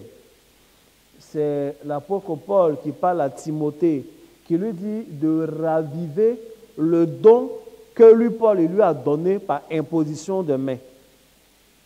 Ça, c'est dans 2 Timothée. Dans 1 Timothée, il lui demande de prendre soin du don qu'il a reçu par prophétie. C'est un homme qui avait prophétisé. Même par moment, quand nous sommes à l'église, dans la façon de rendre ministère, vous entendez un homme de Dieu dire, il y a des gens ici qui sont de ma race et tu reçois quelque chose, l'Esprit te saisit. Mais c'est un homme qui parlait un peu, l'Esprit t'a saisi. Tu reçois quelque chose de son ministère. Quand Dieu vraiment rencontre quelqu'un pour de vrai, si un ange te rencontre, il va toujours te conduire vers un homme. Un autre exemple pour terminer, il y a une histoire fabuleuse qui a failli ne pas avoir lieu dans la Bible. Parce qu'un ange est venu directement parler avec la mère de, comment il s'appelle, Samson. Et lui a parlé directement parce qu'elle fait partie du peuple juif. Elle connaît quand même des choses. Elle sait que les anges existent. D'ailleurs, elle savait que c'était un homme de Dieu, entre griffes, un Gabriel. Et lui dit, tu vas tomber enceinte, tu vas faire un enfant, voici tes interdits, voici comment l'enfant sera. Déjà, si elle n'avait pas respecté les interdits, Samson allait naître avec une destinée déjà brisée. Souvent dans nos familles, nos parents biologiques n'ont pas respecté nos interdits avant qu'on ne naisse. Nous sommes nés avec des destinées. Mais soit parce qu'ils ne connaissaient pas, ils n'ont pas entendu, ils ne sont pas tous prophètes, nos parents biologiques. Ou alors par négligence. Donc c'est pourquoi pour retrouver notre destinée également, on a besoin de se connecter à un homme qui entend la voix de Dieu, qui va nous conduire à nouveau dans les vrais sentiers de notre vie. Amen. Donc je reviens dans l'Ancien Testament. Et lui dit, voici ce que tu vas faire, etc. Elle a compris, c'est une femme obéissante et soumise. Il n'y a pas de problème, elle allait dire à son mari. Le lendemain, l'ange n'était pas allé quelque part, il était là encore. Le miracle n'avait pas encore commencé, peut-être ce jour-là. La nuit, ils ont fait, mais elle n'était pas enceinte. Amen. Amen. Il a fallu qu'un père, quelqu'un qui s'y connaît dans des choses spirituelles, parce que ce n'est pas tout le monde qui est capable de dresser un autel. Tous ceux qui sont en Israël à leur époque ne sont pas capables, susceptibles de dresser un autel. Il y a un minimum de connaissances qu'il faut avoir. Il y a une façon d'invoquer Dieu qu'il faut savoir. Donc ce monsieur-là n'était pas n'importe qui, le père de choses, Samson. La Bible dit que quand sa femme lui a dit, il dit, tiens, mais où il est? Elle dit, non, il m'a dit, il est parti. Il n'était pas tranquille dans son cœur. Et heureusement, le lendemain, ils ont rencontré le même ange, la femme encore. Cette fois-ci, elle va appeler un père, quelqu'un qui s'y connaît, qui vient, qui écoute les mêmes choses.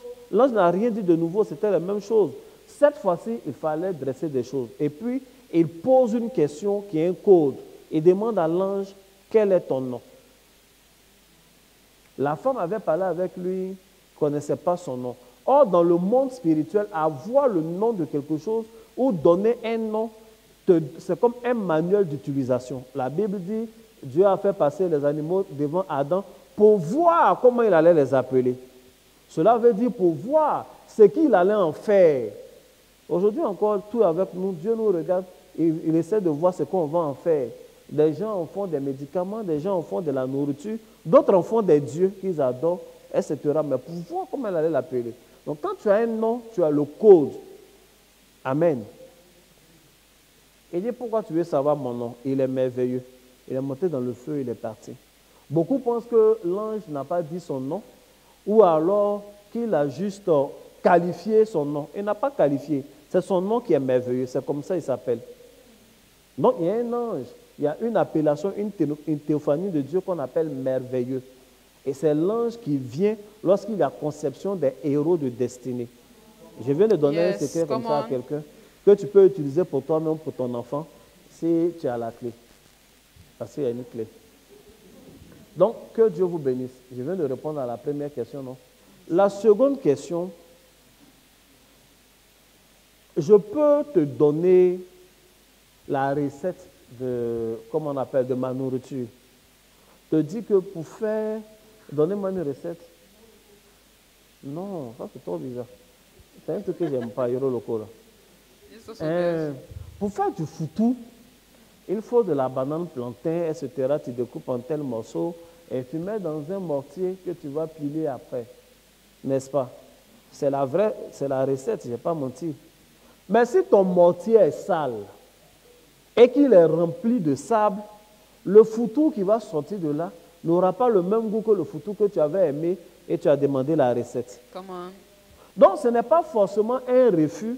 Quand un père dit ce que tu dois faire, c'est la sanctification, te priver de péché, de beaucoup de choses, et la prière. La prière, le jeûne, c'est le feu pour faire cuire la chose. Et la sanctification, c'est l'hygiène du réceptacle que tu es pour recevoir. Seulement, au-delà de ça, il doit quand même accepter de donner la recette maintenant. C'est tout. Amen. Amen. Donc, il n'a pas mal fait, mais il n'a pas tout fait. Il n'a pas donné la recette, c'est tout. Quel est notre secret? Notre secret, c'est qu'on est chanceux. On a la grâce de Dieu. On a rencontré notre Père. La deuxième chose, on l'écoute. On l'écoute. On écoute ce qu'il nous dit. On lit la Bible, il nous parle, il nous explique. Et il nous fait comprendre. Et puis, on écoute. La meilleure façon de grandir, c'est d'écouter. On dit que celui qui écoute prend le cerveau de celui qui lui parle en plus de lui-même son cerveau. Donc, prendre l'esprit de la personne en dehors de lui-même son esprit. Donc, je pense que j'ai répondu à ces deux questions. Ces deux premières questions, exactement comme le prophète surnaturel. Amen. La troisième question, c'était quoi? Mais il a dit ça aussi. Hein. Le secret du ministère. Et la quatrième question, c'était quoi? Tous les fils sont-ils appelés à réussir? Voilà. Vous pouvez juste répéter. Ouais, Non, je me rappelle. C'est bon? Est-ce que les fils de la même grande famille spirituelle de l'égrégore sont appelés à composer avec les entités de l'égrégore? C'est ça, non? C'est ça. Oui, oui, papa. Oui. Eux tous, quand tu es dans une famille, vous tous, vous devez composer avec l'esprit, l'ange régent de la famille. Sauf que dans les manifestations, ce n'est pas pareil. C'est le même esprit, mais manifestations différentes, les dons sont différents. Mais le même esprit donne en fonction de la tâche, en fonction de ce qu'on attend de chacun. Amen. Amen. Donc, on a tout ça. Mais quand même, il y a un élément qui doit être comme un dénominateur commun. Et puis aussi, il y a la patience que les enfants doivent avoir dans la famille. Qu'est-ce que je veux dire? Je prends un exemple. La Bible dit que Dieu a parlé à Samuel. Il lui dit de consacrer un roi. Dieu lui avait parlé. Vous savez, la première fois que Dieu a parlé à Samuel, il dormait. C'était comme un songe. Une décision aussi importante, c'est vrai, Dieu lui avait parlé, mais le jour qu'il a rencontré Saül, il a demandé à Saül de dormir là parce qu'il voulait faire un autre songe de confirmation. Un prophète doit savoir comment Dieu lui parle le mieux. Yes. C'est comme ça. Ce n'est pas les prophéties les plus rapides qui sont forcément les plus vraies. Toi, Dieu te parle mieux comment. Dieu doit te parler de toutes les façons, mais mieux comment. Lui, Samuel, il savait que quand il dort, c'est là que c'est vraiment très précis.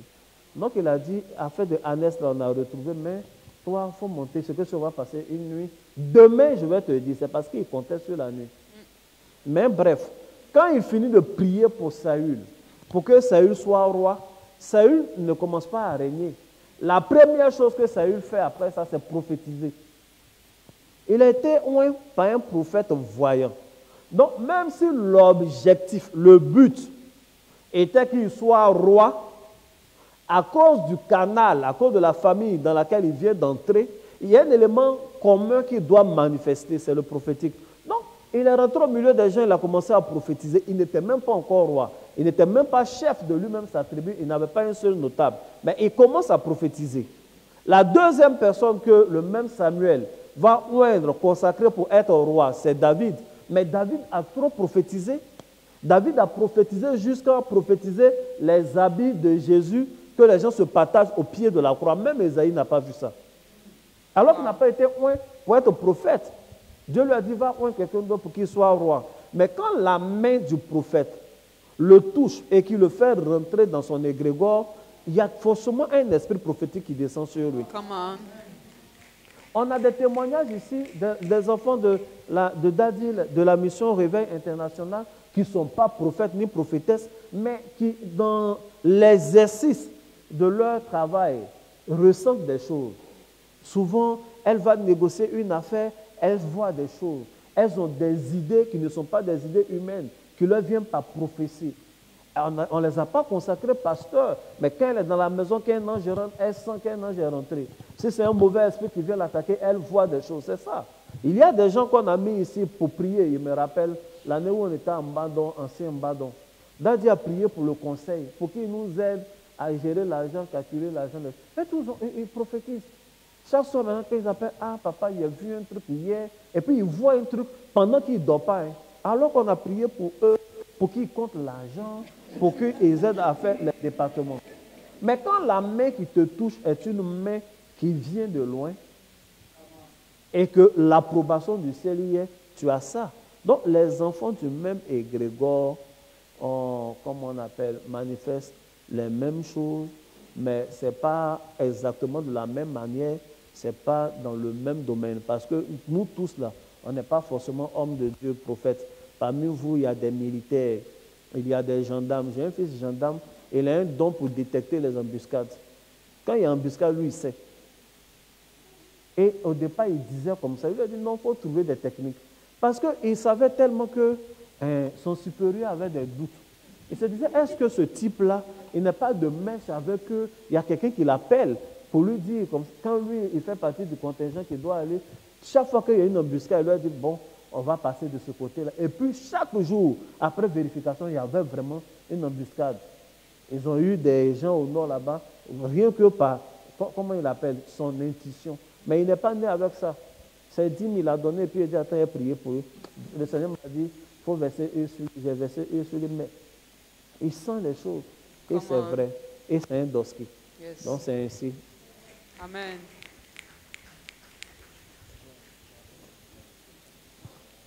Alors, je ne sais pas s'il y a d'autres questions. Oui. Merci, papa. Bon, la deuxième question était, peut-on réussir un ministère du moins, autant pour moi, un ministère sans l'impactation? Et tout à l'heure, dans vos dires, vous avez évoqué deux thèmes forts. Vous avez parlé de code et de recette. Nous aimerions plus savoir qu'est-ce que c'est. Il y a une phrase très forte que le révérend prophète Isaïe a dit hier. Il y a beaucoup de personnes qui veulent des codes, des choses, mais les maîtres veulent des disciples. Yes. Les maîtres veulent des disciples et les pères veulent des fils.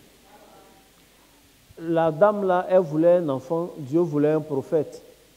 La maman de Samuel, Anne. Anne voulait un enfant, Seigneur veut un enfant, elle priait, mais le jour où, après elle avait bu du vin, puisque pendant la fête, tout le monde avait bu du vin. Elle a dit, Seigneur, si tu me donnes un enfant, je vais te donner.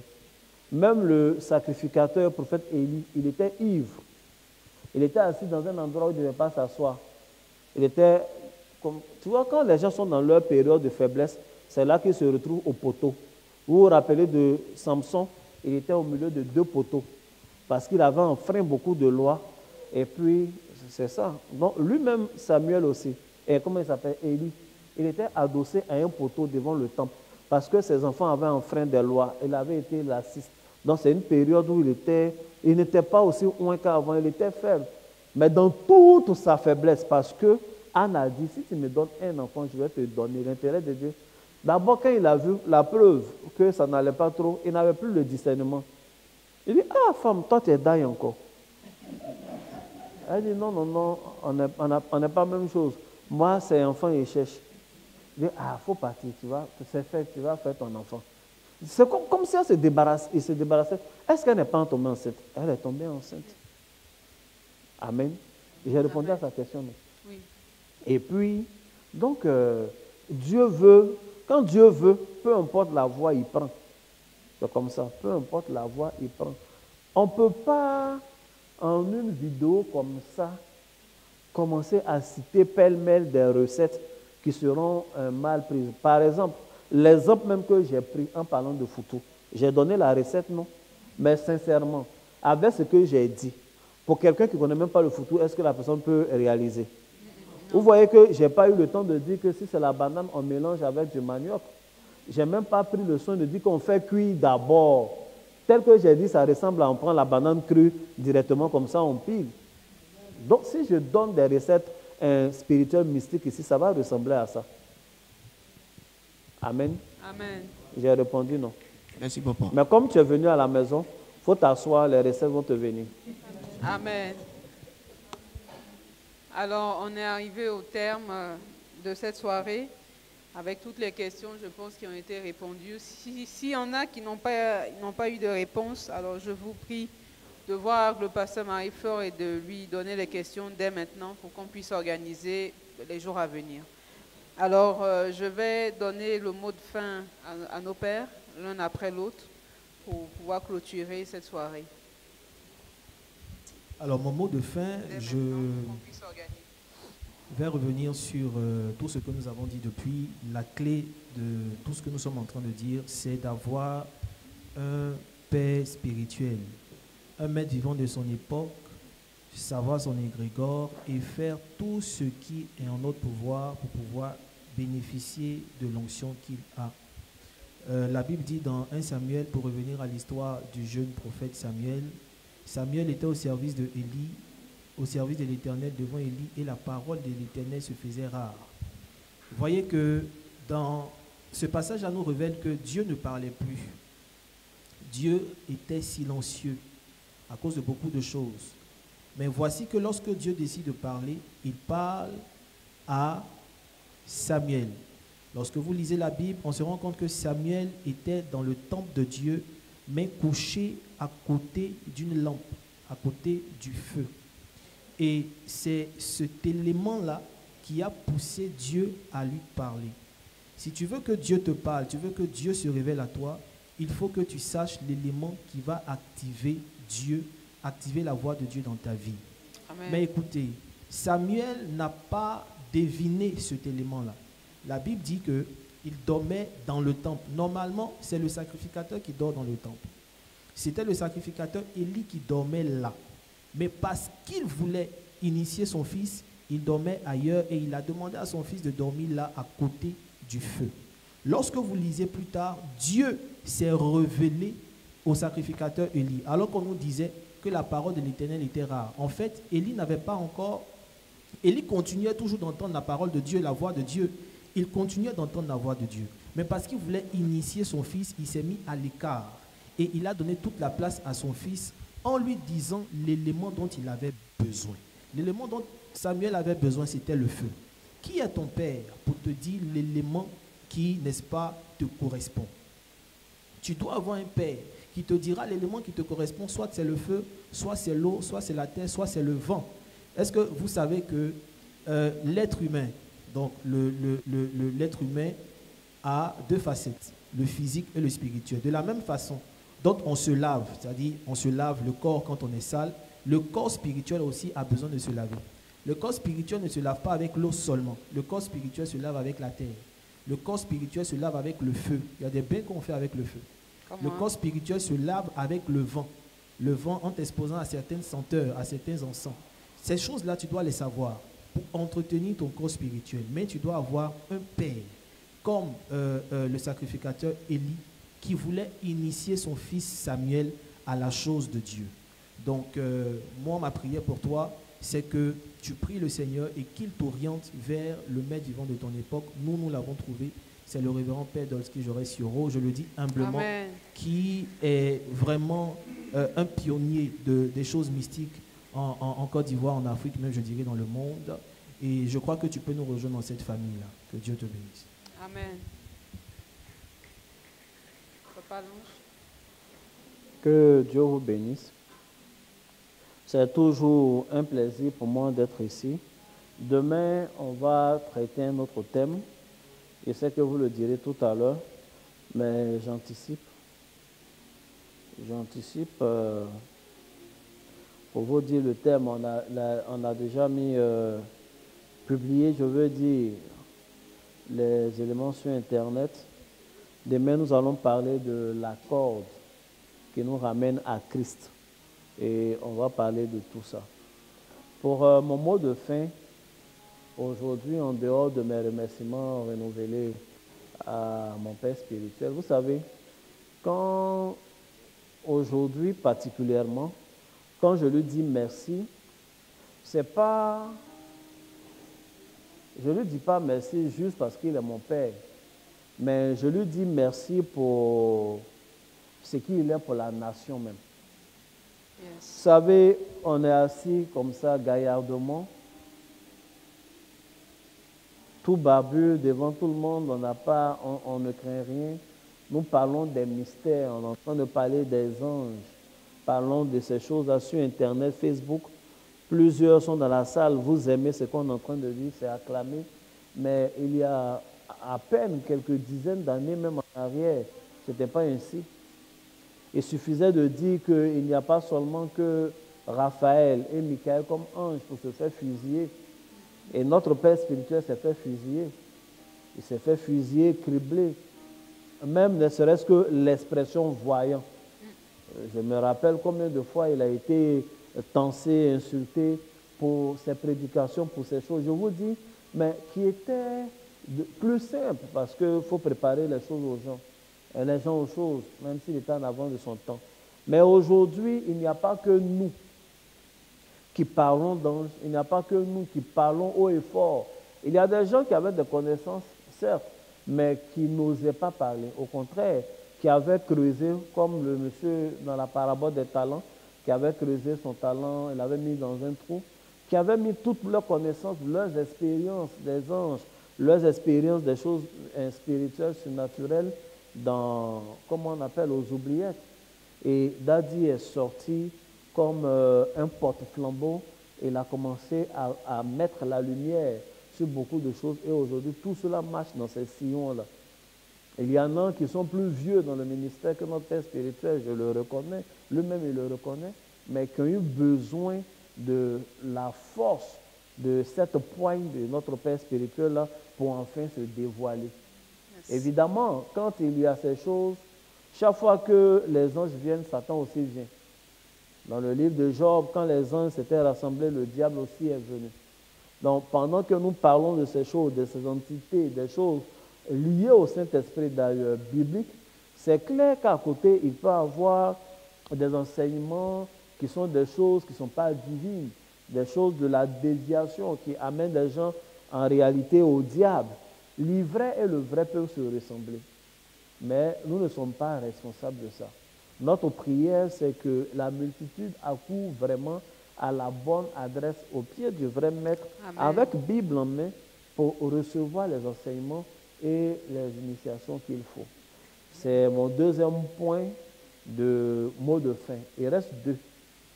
Come on. L'avant-dernier point, c'est de me parler à moi et de parler à tous ceux qui ont un père et de parler à tous ceux qui viennent auprès d'un père, de parler aux enfants spirituels que Dieu m'a fait la grâce d'avoir et de parler à mes frères que vous êtes, nous qui sommes au pied de notre Père spirituel. Il y a beaucoup de choses de qualité qu'on doit avoir quand on est auprès d'un Père pour bénéficier de ce que Dieu a mis en lui. On en a parlé ici. Il faut être discipliné, mais il faut aussi être patient. Il faut être patient jusqu'à la fin pour recevoir tout ce que Dieu a prévu vraiment pour toi, pour que tu sois pleinement béni. Ce que Dieu veut, c'est la plénitude, ce n'est pas juste un peu. Il y a des gens qui rencontrent leur Père pour être inspecteurs, par exemple, de l'enseignement. Mais quand ils le rencontrent, dès qu'ils deviennent instituteurs, dès que le concours de CAFOP marche et qu'ils commencent à avoir une prime de 80 000 francs, peut-être pour ne pas payer la dîme ou bien pour je ne sais pas quoi, ils laissent le Père parce qu'ils pensent que c'est déjà fait.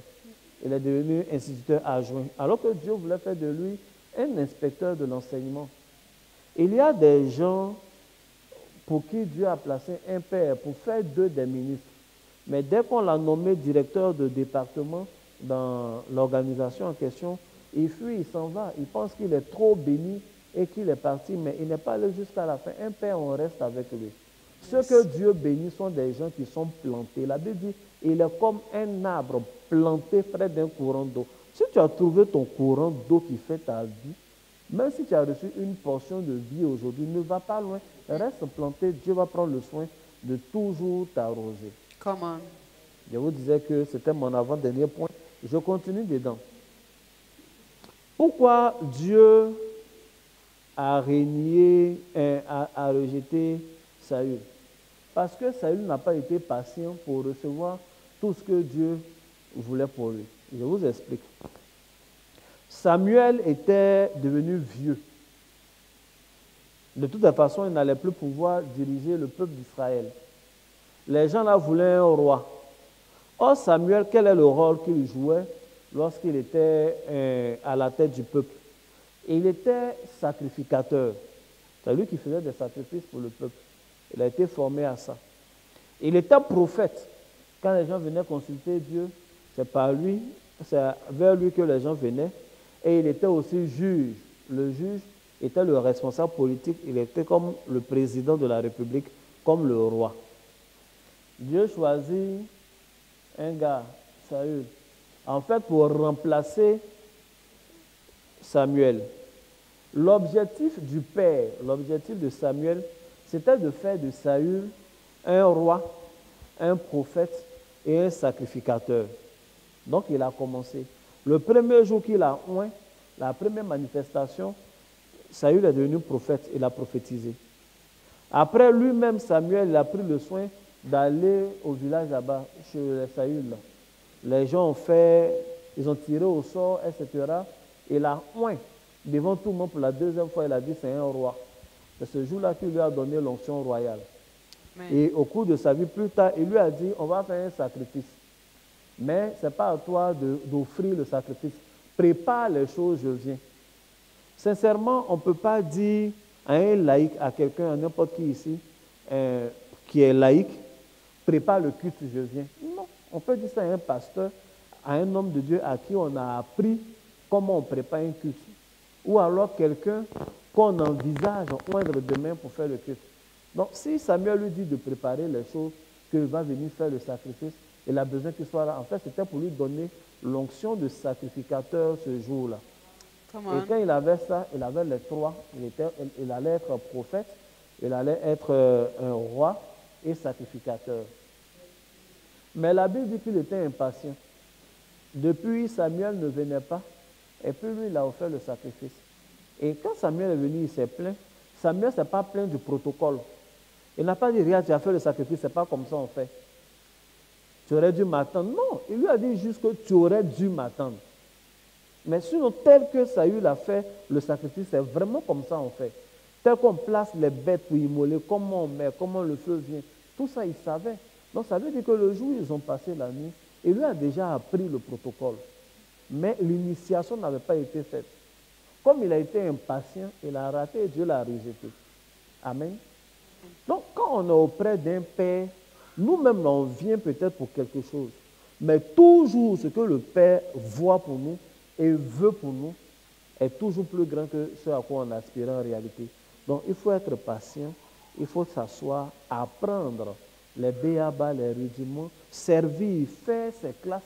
Et puis, un jour comme ça, on se surprend à prophétiser. C'est comme ça que ça fonctionne. Je ne suis pas sûr que la prophétesse Sierra et maman Eska qui sont au Burkina, qui sont en train de prophétiser avec exactitude, en un jour, se sont dit que bon, c'est peut-être à cause d'une chaise qu'elles ont placée ici, ou à cause de l'eau qu'elles ont donnée à Dadi qui est en train de prêcher, qu'aujourd'hui, elles sont en train de dire les noms de villages au Burkina, des noms burkinabés qui n'est pas Ouedraogo, parce que c'est Ouedraogo, tous on connaît. Amen.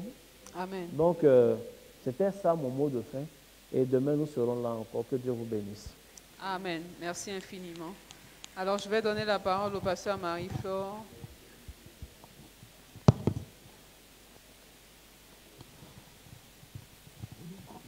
Merci, pasteur Anaïs. Merci aux internautes qui ont été nombreux à nous suivre. Je vous invite à revisionner les vidéos précédentes, les partager et nous revenir avec des questions. Donc, on se donne rendez-vous demain avec notre nouveau thème qui est la corde qui nous relie à Christ. Je vous attends nombreux. Soyez bénis. Merci infiniment. Alors, je tiens aussi à emboîter le pas à nos pères en remerciant vraiment Daddy pour les enseignements, Papa Daddy pour les enseignements, pour le suivi, pour tout l'amour qu'il nous donne. Nous, ses fils, nous savons vraiment quand nos pères disent, ils parlent, ils savent vraiment de quoi ils parlent. Et vraiment, nous sommes reconnaissants. Mon cœur est reconnaissant ce soir, est reconnaissant vraiment pour tout ce qu'il fait pour nous. Vraiment, merci encore. Et puis, ce soir, nous arrivons au terme de pas de ce séminaire, de cette soirée. Je vais laisser nos pères regagner leur place et leur dire à demain. Amen. On va claquer des doigts. Et on va préparer l'offrande, la deuxième offrande avec le groupe musical. Alors les pasteurs vont commencer et ensuite le reste du peuple qu'on pourra passer à leur tour. Amen. Baba na you, love ikiri kweku. When I think about the things you do, your love will make me to follow you. Baba na you, love ikiri kweku. When I think about the things you do, your love will make me to follow you. Because everything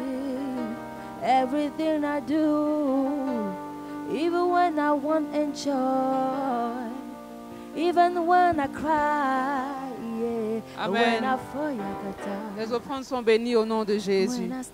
Alors pour demain, on est ici dès 17h. Je vous rappelle que le moment de jeûne et prière commence. Ah, c'était pas terminé. Le moment de jeûne et prière continue plutôt. Et cette semaine, le jeûne est ininterrompu. On peut consommer des fruits, le soir consommer des céréales. Bon, plusieurs avaient des doutes. Est-ce que le riz était céréale ou pas? Alors, je vais laisser Google faire le travail. Amen. Alors, on va tous se tenir debout et je vais inviter Maman la surnaturelle pour la prière de fin. Merci encore. Que Dieu bénisse la vie de quelqu'un qui dit Amen. Alors, je vous donne rendez-vous demain à partir de 17h ici à la MRI pour toutes les personnes qui veulent nous rejoindre. C'est un séminaire en présentiel et non en live. Donc, toutes les personnes peuvent venir. Alors, on va faire notre prière de fin. Seigneur, sois notre départ. Seigneur, sois notre départ à notre arrivée, tout le long du chemin. Que nos greniers soient toujours pleins, soit à notre retour. Au nom de Jésus. Amen. Salut ton frère, salut ta sœur. Et on se dit à demain. Que Dieu vous bénisse. Baba na you, love ikiri kweku. When I think about the things you do, your love will make me to follow you. Baba na you, love ikiri kweku. When I think about the things you do, your love will make me to follow you. Because everything I do, even when I want enjoy, even when I cry, and when I fall yakata, and when I stand giri ba giri giri di keke, giri giri di keke.